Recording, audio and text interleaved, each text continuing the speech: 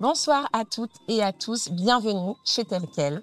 Ce soir, nous allons partager une histoire très émouvante, celle d'une femme, d'une mère, debout, malgré la douleur la plus déchirante qui soit. Il y a des blessures qu'aucun mot ne peut apaiser. Il y a des silences que seule la tendresse d'une mère peut combler. Marie-Jean-Marie a perdu sa fille, Jade, à l'âge de 11 ans, victime de harcèlement scolaire. Ce jour-là, le monde s'est arrêté. Mais dans le chagrin, une lumière a résisté. Celle d'une mère qui a choisi l'amour plutôt que la colère, la transmission plutôt que la haine. Ce soir, elle nous ouvre son cœur. Bienvenue chez Tel Quel. Bonsoir Maryse. Bonsoir Caroline. Tu as été bien accueillie? Excellemment bien. Bon, très bien, j'ai une charmante équipe en effet. Oui. Marie, je te remercie profondément, sincèrement d'avoir accepté mon invitation Je t'en prie. ce soir. Ce sera une émission assez spéciale pour toi, pour moi et je pense que pour toutes les personnes qui vont nous écouter ce soir. Ça risque d'être assez émouvant, voire même bouleversant, parce qu'on va évoquer ensemble un sujet, le sujet, je pense, le plus douloureux pour un parent, c'est la perte de son enfant. Alors, on va parler ce soir de Jade, ta fille, Oui, ta Jadou, comme tu l'appelais, tout à fait. Jadou, ta lumière, mon qui, étoile. ton étoile, qui malheureusement est partie beaucoup trop tôt. On va évoquer ça ce soir ensemble. Je sais que ça ne va pas être quelque chose d'évident pour toi. Donc, je te remercie d'ores et déjà. Comment est-ce que tu te sens? Comment est-ce que tu appréhendes ce qu'on va partager ensemble ce soir? Un peu d'appréhension, mais pour moi, c'est une mission de parler de ces choses-là parce que mon objectif, c'était que plus jamais en Martinique, cela n'arrive. Donc déjà, merci d'avoir pensé à m'inviter pour parler de mon action et du vécu de Jade. C'est très important, même si c'est très émouvant. Oui. Merci beaucoup. Et moi, ce qui m'a touchée profondément, c'est la façon dont tu transformes cette douleur en force, en engagement, avec autant d'amour, vraiment. Donc, ça me touche et merci beaucoup pour ça. Merci à toi et je dirais que je ne l'ai pas fait volontairement. C'était devenu une évidence à un moment T, très rapidement. Comme je disais, c'était une mission et je suis en mission jusqu'à présent. Très bien.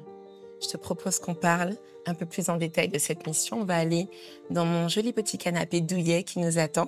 Tu Avec viens grand moi? plaisir. On n'a pas touché à nos cocktails, mais on en a d'autres là-bas. C'est D'accord. pas très grave. On y va. Ici, nos vies se dévoilent et nos voix s'élèvent. Chaque mot est un écho, une étincelle. On y partage nos réalités, nos rêves, en toute intimité. Bienvenue chez Tel Quel. Je t'en prie. Merci. On va s'installer confortablement et on va même retirer nos chaussures sans surprise. Voilà, on va se mettre à l'aise. Et voilà, c'est fait. Nous sommes installés. Alors, je t'avouerai qu'on fait vraiment comme à la maison. Hein. Tu l'as compris, constate. tu te mets à ton aise. C'est bien, c'est confortable. Oui. Voilà.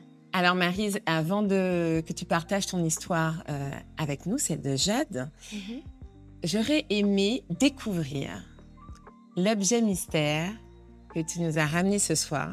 Et j'aimerais que tu m'expliques pourquoi tu as choisi cet objet, ce qu'il représente pour toi. Et je te propose de nous le montrer et que tu nous expliques ton choix. Alors, il est caché là. Mon objet mystère, le voilà. Ce que j'ai de plus précieux, ma famille, c'est l'amour, la cohésion. C'est ce qui me donne de la force, c'est ce qui me permet d'avancer. Chaque membre de cette famille, c'est un lien vraiment indissociable. Et oui, Jade. C'est ça, c'est Jade que l'on voit assise. Voilà, Jade n'est plus physiquement parmi nous et Jade a été remplacée par l'étoile. Donc, le symbole de l'étoile est devenu quelque chose de très important dans ma vie. Parce que l'étoile, c'est quelque chose qui brille, c'est quelque chose qui fait plaisir. L'étoile porte de l'espoir. Et puis l'étoile, en quelque part, c'est le firmament. Oui. Voilà, donc éternellement là. Donc voilà mon objet. L'étoile mystère. éclair, l'étoile guide. Je te propose de poser la photo. Oui. Alors, une petite chose. Oui. Cette étoile L'étoile. aujourd'hui, qui symbolise l'action, la mission, c'est une étoile qui est offerte à beaucoup de personnes. Et en général, on voit les étoiles, surtout à Noël. Donc, comme nous approchons, je t'ai emmené ton étoile. Oh, Et tu la mettras dans ton sapin. merci. Voilà. Oula, ça me touche vraiment. Merci beaucoup. Et dessus, il y a marqué J'aime Jade, qui est le Une nom de ton étoile dans la association. nuit. Exactement, une étoile dans la nuit. Merci beaucoup. Je t'en prie. Merci pour ce très, très beau présent que je garde à côté de moi. Alors justement, Maryse, avant de parler du jour où tout a basculé, en fait, de ce drame, j'aimerais, c'est important pour moi qu'on parle de Jade. Ah. J'aimerais que tu me parles de cette jeune fille. Comment est-ce que tu nous la décrirais? Alors, Jade est arrivée comme le cheveu sur la soupe. Elle n'était pas attendue. Et je pense que ça reflète sa personnalité. C'était une jeune fille, une jeune demoiselle très coquine, très coquette aussi, d'accord, très sportive, intelligente, brillante à l'école. Sportive, je crois, la gym, hein, athlétisme, gym. Oui, elle a été championne de gymnastique dans sa catégorie. Elle a fait de l'athlétisme, elle a fait de la natation. Enfin, Jade, c'était le sport dès le plus jeune âge, hein, dès le berceau. Dès 3 ans, elle allait au foot avec son père. Et elle se réveillait le dimanche matin très tôt, toute seule, pour partir avec son père au football. Donc, le sport avait une très grande place dans sa vie. Mais les études aussi, parce que Jade voulait devenir chercheuse. Chercheuse, c'était une enfant tellement empathique et bienveillante, très altruiste. Son objectif, c'était de travailler pour trouver les médicaments qui permettront aux gens de ne pas souffrir. C'était ce qu'elle disait. Voilà, elle était très perspicace. Elle avait ce don qui pouvait déceler comment était quelqu'un, comment était la personne. Comme tu disais, une enfant altruiste, Voilà. qui n'aimait pas l'injustice, donc qui avait tendance à prendre la défense de ses camarades, bienveillante. Et à côté de ça, très joyeuse. Elle avait vraiment un tempérament très lumineux. Jade, c'est important pour moi qu'on comprenne aussi qui est cet enfant, qui était cet enfant, et même cette relation familiale qu'elle avait avec ses proches, qu'on comprenne sa personnalité, parce que ça va être aussi important aussi pour la suite de l'histoire. Alors, si tu en as la force, j'aimerais qu'on revienne sur ce jour où tout a basculé pour ton fils, ton mari et toi-même, la famille de Jade, ce fameux vendredi 16 juin, où le père de Jade entre à votre domicile et trouve le corps de sa fille. Alors, oui, tout a basculé. Et quand tu dis ça, c'est bizarre parce que c'est une émission que Jade regardait à la télé, un petit court-métrage qui s'appelait Tout a basculé. Et voilà, ça me revient là. Oui, tout a basculé parce qu'on ne s'y attendait pas. C'est la fin de l'année scolaire. Jade a eu une année scolaire brillante. Ce fameux 16 juin, je sors l'après-midi de son conseil de classe. J'étais parent délégué, où elle reçoit le tableau d'excellence de l'année avec une moyenne exceptionnelle. Vraiment, donc je suis ravie. Je rentre à la maison, je lui annonce ça. Elle était stressée parce que elle était bonne élève, mais elle ne s'arrêtait jamais sur ses acquis. Donc, Elle se challengeait, en fait. oui, tout le temps. Donc, j'arrive à la maison, elle est stressée de connaître le résultat, donc je la taquine un peu. Bon, ça se passe bien. Et voilà, je dois m'en aller pour ramener 2 amis qui n'avaient pas de véhicule sur la ville de Ducos. Donc, je lui dis que je fais l'aller-retour. L'après-midi, elle avait dansé avec sa copine voisine. Elles avaient chahuté tout l'après-midi sur les dires du voisin, à faire des danses, des chorégraphies de danse. Que s'est-il passé entre le moment où je suis partie et le moment où le père de Jade est arrivé? Ce fut un grand mystère pendant un moment. Et sur le chemin du retour, je reçois un appel dans mon véhicule. Et c'est mon voisin avec le téléphone de mon époux qui me demande où je suis. Je lui dis, je ne suis pas loin, je suis déjà à Rivière-Salée. Et il me dit, Maryse, rentre vite, c'est grave. Et là, j'entends un cri, mais d'outre-tombe. C'est mon époux. Et je ne sais pas pourquoi, Caroline, j'ai pensé à Jade tout de suite. Mais pour moi, comme elle avait l'habitude des fois de se rendre chez le voisin, dans le lotissement, chez la voisine, pour moi, elle a été shootée par un véhicule. Je ne sais pas, c'est cette image qui est venue. Jade a eu un accident.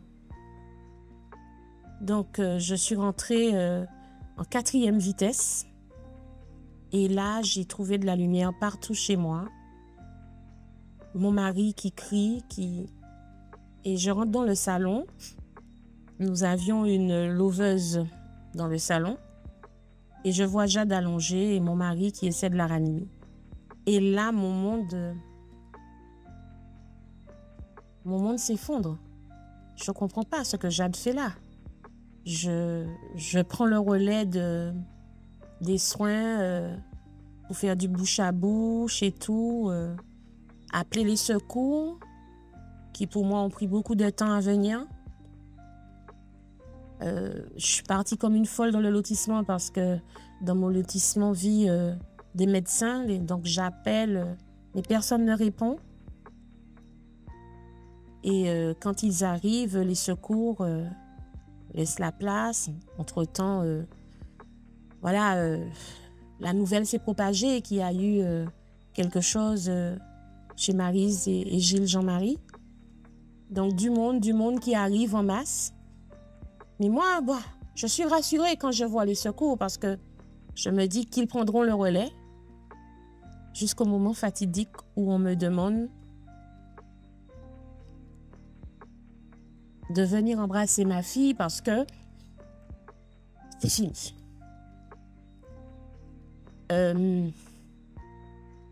J'avoue que j'ai refusé. J'ai refusé parce que j'ai dit que c'est pas possible.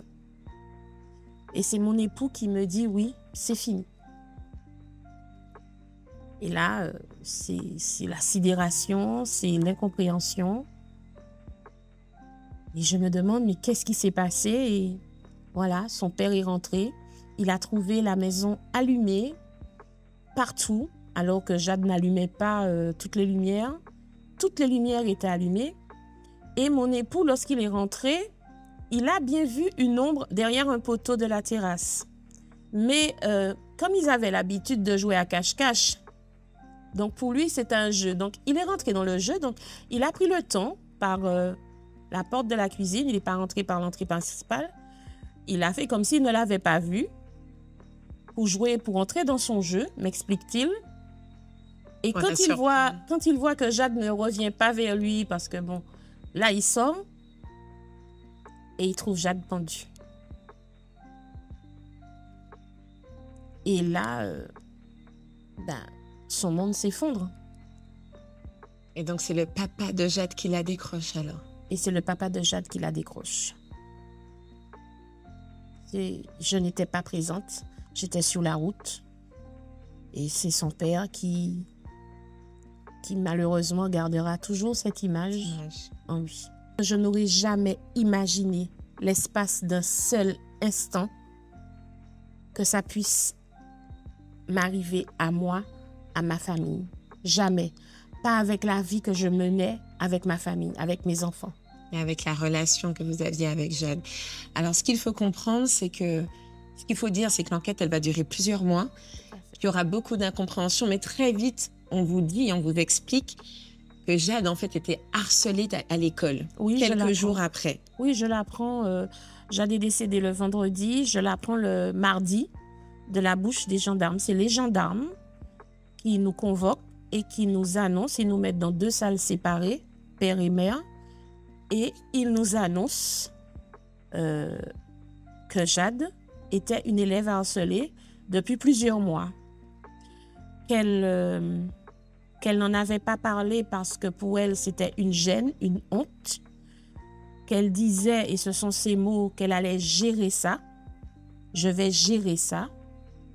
Qu'elle avait fait un pacte de silence avec ses amis. Parce que j'ai posé la question, j'ai dit, mais ces enfants venaient chez moi, personne ne m'a rien dit. Oui, ils ont demandé à Jade d'en parler à sa mère. Parce que moi, j'étais très présente au sein de l'établissement scolaire. J'étais dans beaucoup d'activités de cet établissement. On me voyait régulièrement. Et Jade aurait répondu, « Ok, je le dis à ma mère. C'est sûr, ce sera réglé demain. Mais ma mère n'est pas avec moi tous les jours. Et l'année prochaine, je fais comment? Donc, je vais gérer ça. » D'où ce pacte de silence. Parce qu'étant une élève très populaire, très appréciée, des fois, j'avais 5 anniversaires le même jour. Eh bien, ses camarades ont accepté parce que Jade leur a dit, si vous dites, vous n'êtes plus mes amis. Et les gendarmes nous annoncent qu'elle s'est beaucoup défendue, d'après les dires des témoins.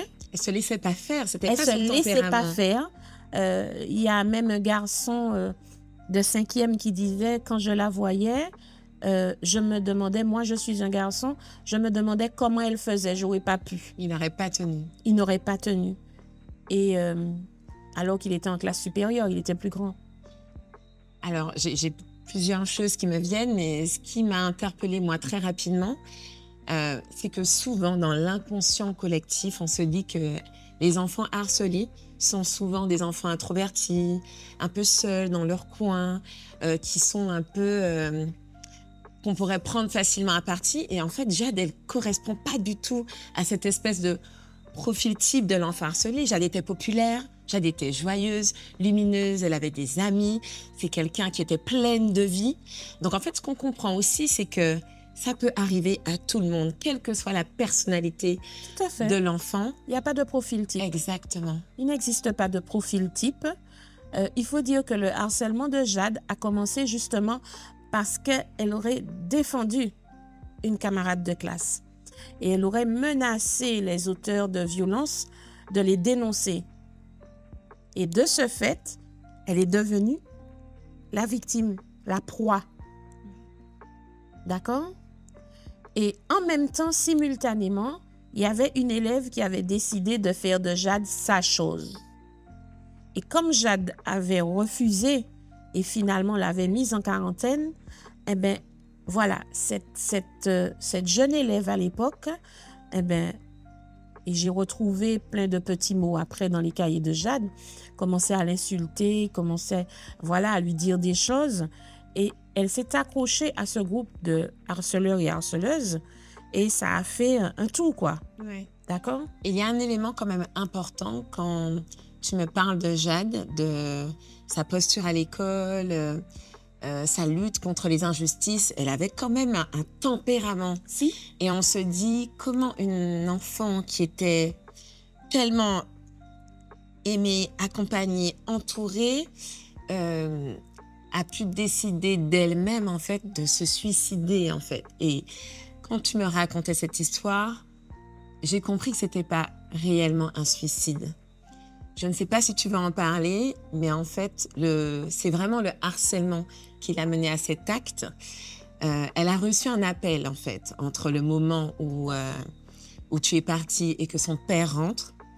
Et ce sont ces harceleurs qui l'ont contactée et qui l'ont poussée à faire ce fameux jeu du foulard. Tout à fait. Et c'est ce jeu du foulard qui a tué Jade. Alors, tu as tout à fait raison. Une enfant combative, mais c'est comme pour tous, hein. Quand on subit une injustice, Carline, à quelque niveau que ce soit, sur la durée, on s'épuise. D'accord? qu'on soit enfant, adulte, quand on subit quelque chose de méchant, de répréhensible, on se bat contre vent et marée, mais au bout d'un moment, on est épuisé. Et tout ce qu'on demande, c'est que ça s'arrête. Et c'est pour ça. Et c'est ça. Qu'est-ce qui Ce fait fameux jour, toujours d'après les dires des gendarmes, après enquête, Jade aurait reçu un coup de téléphone lui disant qu'on lui donne un énième défi, parce qu'on lui avait déjà donné des défis qu'elle n'avait pas acceptés. Hein? Et que si elle faisait ce défi, on lui ficherait la paix à la rentrée, quoi. Et c'était ce fameux défi des foulards. Défi de foulard que Jade n'en avait pas connaissance. On est en 2017, je rappelle. On est en 2017. Ma fille n'était pas sur les réseaux sociaux. D'accord? Elle avait un téléphone portable, certes, mais qui n'avait aucune connexion Internet, qui ne faisait même pas de selfie. D'ailleurs, lorsque je lui ai donné ce téléphone et qu'elle a constaté que le téléphone ne faisait pas de selfie, elle est venue me demander de le ramener à la boutique parce qu'il était en panne. Donc, elle n'était pas sur les réseaux. Et elle s'est dit, OK. Jade, c'était une gymnaste, on se rappelle, intelligente. Donc, elle a cherché les éléments pour le faire et pour le prouver, sauf que malencontreusement, en allant faire ce qui lui avait été imposé pour avoir sa paix, et dans sa méconnaissance de l'acte, elle a sauté d'un banc et ça lui a coûté la vie. Coûté la vie. Et voilà. Parce que même les gendarmes ne comprenaient pas comment elle était morte, vu le nœud qu'elle avait fait. Elle me dit, mais avec le poids de son corps, c'était pas vraiment un nœud. Elle avait mis un chouchou, donc ça devait glisser. Mais l'accident a fait que elle a perdu la vie parce qu'elle avait la méconnaissance de ça. Et c'est la première fois aussi que j'en parle parce que j'ai toujours refusé d'en parler en public vis-à-vis des élèves, de dire comment Jade était décédée. Mais je pense que après avoir discuté aussi avec toi et deux membres de mon équipe, je pense qu'il était nécessaire que je le dise aujourd'hui pour que les parents comme les enfants soient avertis, parce que si elle avait eu la connaissance de ce que c'était, et des risques, je ne suis pas le bon Dieu, hein, je ne prévois pas, je n'ai pas de boule de cristal, mais je me dis peut-être qu'elle n'aurait pas pris le risque de faire cet acte. Qu'elle n'aurait pas accepté ce défi comme elle avait déjà refusé voilà, d'autres défis tous les autres, dangereux. Et ce qu'on retient, c'est qu'elle voulait sa paix, enfin. Oui, après des mois de harcèlement. Mais c'est ce que veut chaque personne, chaque victime, quelque domaine que ce soit, a besoin d'avoir la paix, la sérénité. J'ai besoin que ça s'arrête. Donc, OK, ils m'ont promis, j'y crois, parce qu'on s'accroche, on a un espoir. Je fais ça et ce sera terminé. Est-ce que tu peux me dire qu'en est-il des harceleurs? Qu'est-ce qu'il s'est passé après pour les harceleurs? Alors, mon époux a porté plainte, hein, évidemment. Je t'avoue que moi, j'ai eu du mal à l'époque, en 2017, à porter plainte contre des enfants. Mais mon époux l'a fait, donc évidemment, la plainte a continué. 18 mois d'enquête. 18 mois d'enquête pour chercher les raisons, voilà. Et pour qu'un procureur de l'époque puisse m'envoyer un courrier pour m'expliquer qu'il a eu tous les éléments, mais toutefois, la personne la plus importante qui aurait pu dire ce qu'elle subissait n'est plus là. Donc, qu'il classe l'affaire sans suite. Mais nous sommes en 2017. À l'époque, il n'y avait pas encore la loi de 2022 sur les sanctions dans le cadre du harcèlement scolaire. D'accord? C'était les prémices en Martinique. On avait eu un an avant, un cas avant Jade d'une jeune fille de 16 ans qui était passée sous silence et Jade l'année d'après. Et moi, j'ai dit plus jamais ça en Martinique. Maryse, comment comment continuer à vivre, comment on se reconstruit, comment on avance. Tu as réagi très rapidement quand tu as eu connaissance du harcèlement scolaire de Jade et tu as transformé cette douleur en engagement contre le harcèlement scolaire avec l'association que tu as montée, J'aime Jade. Est-ce que tu peux nous en parler? Alors oui, très vite, j'ai su qu'il me fallait faire quelque chose. Mais c'était comme c'était transcendant, c'était comme une mission. C'était comme quelque chose qui m'animait. Je ne savais pas encore quoi, mais qu'il fallait que je fasse quelque chose. Et l'idée de l'association est arrivée quelques mois après. Et nous avons commencé nos actions. Et depuis ça, nous n'avons jamais arrêté parce que c'est un long combat. Notre objectif était de 2 ordres. Apporter la connaissance sur ce qu'est le harcèlement scolaire, d'accord? Parce que c'est un mot qu'on n'utilisait pas, hein? C'était banni, c'était tabou. Et la deuxième chose, libérer la parole. Nous avons atteint nos 2 objectifs. L'association a un beau parcours aujourd'hui. Il y aurait beaucoup de choses à dire. Le combat, il est encore long. J'espère que des échanges comme celui-ci permettront de sensibiliser autant les enfants, les ados, que les parents, que le corps enseignant, les directeurs d'établissement, qu'on soit finalement toujours très vigilants avec nos enfants, toutes les personnes que l'on côtoie, parce qu'on est tous acteurs en fait. On a tous notre carte à jouer face au harcèlement scolaire. Et c'est pour ça que ta voix est très importante et que la voix de Jade transparaisse à travers ta voix ce soir, parce qu'on pense forcément à elle et il ne faut pas que tout ça soit arrivé pour rien. Je souhaite longue vie à cette association et surtout qu'elle continue de propager ces messages de sensibilisation. On essaiera.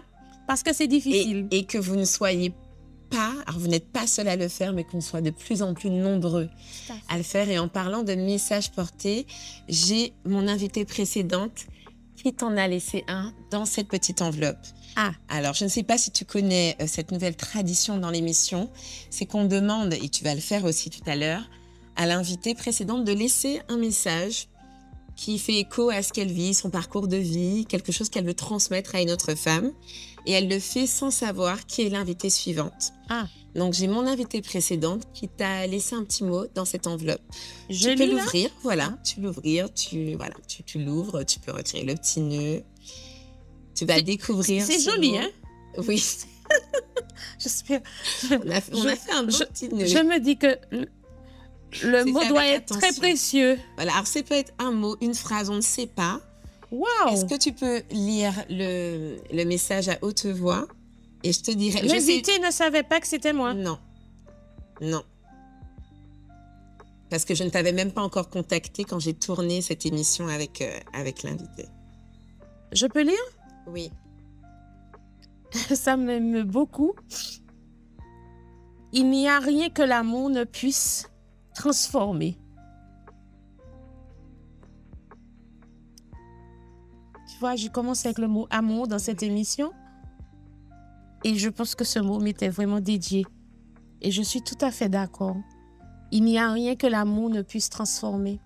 C'est vraiment le mot d'ordre. C'est aimer pour être aimé. C'est incroyable. C'était vraiment le message qu'il te fallait ce soir pour clôturer cette émission très touchante et très émouvante. Ça, on le savait. Alors, il faut quand même dire que la personne qui t'a laissé ce message, c'est Mélanie Jésus dos Santos. Je ne sais pas si le nom t'évoque quelque chose. Alors, ça me dit parce que... Oui, parce que ta fille, c'est une grande gymnaste et que Mélanie aussi. Et c'était une des idoles, l'idole de Jade. Quand elle la voyait à la télé, elle me disait, je serai comme elle. Tout le temps, elle me le disait. Alors, je ne sais pas, c'est une coïncidence, si c'est... Mais vraiment, ça... C'est une pure coïncidence. Et je pense que Mélanie sera très touchée aussi quand elle va regarder l'émission. Et ce message, il est pour toi. Il est pour vous. Ben, je le reçois avec beaucoup d'amour et vraiment très précieux. Je le garderai au fond de mon cœur. Merci beaucoup. Merci beaucoup à toi. Que ton message soit entendu, qu'on y prenne tous part pour que plus jamais ça. Nous sommes d'accord. Merci. Merci à toi, Caroline.